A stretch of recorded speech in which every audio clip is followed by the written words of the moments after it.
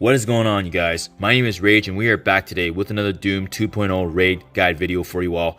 In today's video, we're going to be going through the 5 characters that I mainly use for, especially the tech notes starting off here, and as well what upgrades and abilities and why I decided to use them. So starting off here, Dr. Doom is going to be really the heavy favorite for a lot of players, especially if you unlock Dark Dimension 4 and beat it twice. You can see how powerful he is right now, and it's just for a lot of reasons, right? He's got clones that he can summon every turn and mitigate damage. He's got a powerful special ability to capture those clones into a powerful burst of damage, and as well, he's got a handy ultimate that can provide a heal, clearing all the negative effects from himself as well as the most injured ally on the team, and then turning that into a favorable special ability for him to use as offensive output. So can't say enough good things about Dr. Doom. Definitely, without a doubt, one of the best characters to use for the tech notes. Nebula, naturally, I'm bringing her because of the fact that Infinity Watch right now still remains one of the best teams right now, especially the only viable team in Arena. So having Nebula, she's self-sufficient, she's got a strong kit. She doesn't have the synergy of the Infinity Watch members being a solo addition for this team, but her ultimate still applies to her where she can get the dodge chance, and as well, don't forget, her passive is really important because she can still apply that chance of having assisted attacks, and with her being a skirmisher, she can still have that vulnerability for us to capitalize, especially if you have any ISO 8 strikers on your team.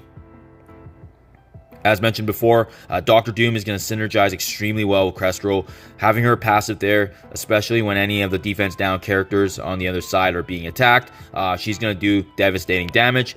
Her special is very powerful, giving her immense buffs, and she's just honestly a juggernaut to be being on board and synergizing with Dr. Doom, and as well that handy ultimate if we ever even need this to actually strip away positive buffs from the enemy. So very great damage output, and she's very self-sufficient, so that's really nice. We're going to have a very strong roster, especially synergizing with both Dr. Doom and Kestrel.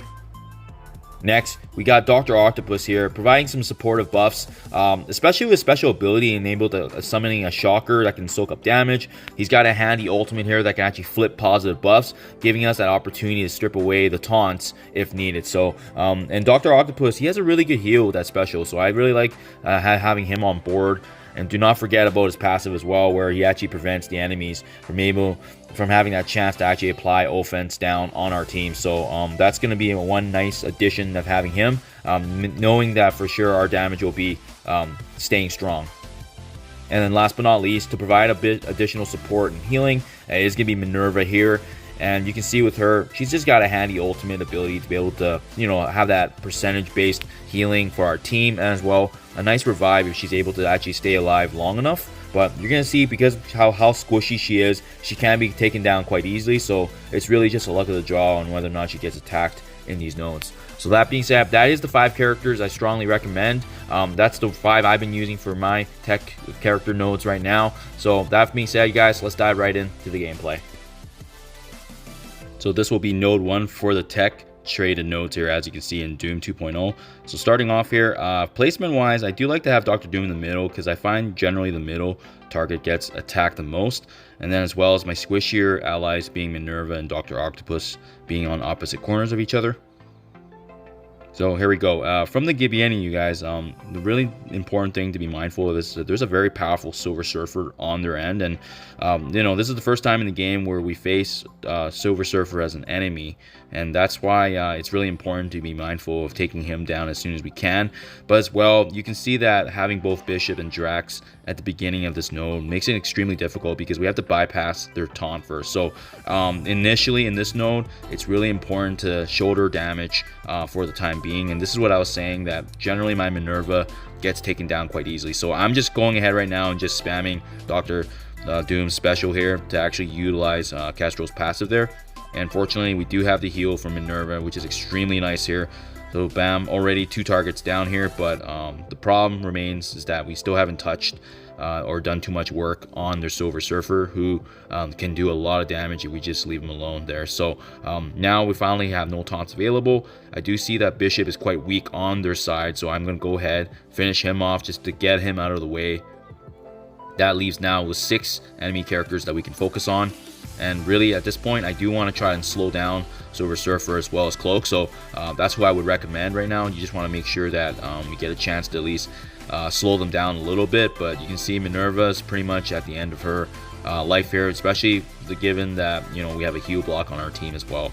And that's what I mean. I do like the fact that Nebula has that revive, which kind of saved her. And now we refreshed it with Dr. Doom's ultimate, giving her the full heal.